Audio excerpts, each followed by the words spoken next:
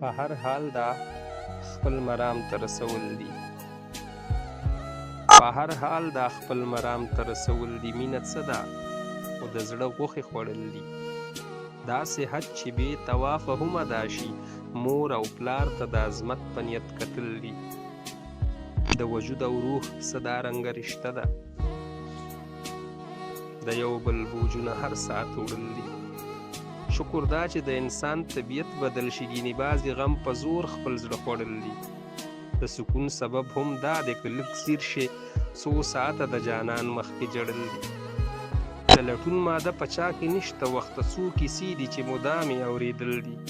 لنډه دا چې په هر لفظ کې راته ښکاري، مضامین که مې د شعر څومره بدل دي. د کعبې په ښکلي مخ دی اسود خال دی، سعادت یې همدرد ښکلول دي. په هر حال دا خپل مرام ته رسول دي. مینه څه ده خو د زړه غوښې خوړل دي.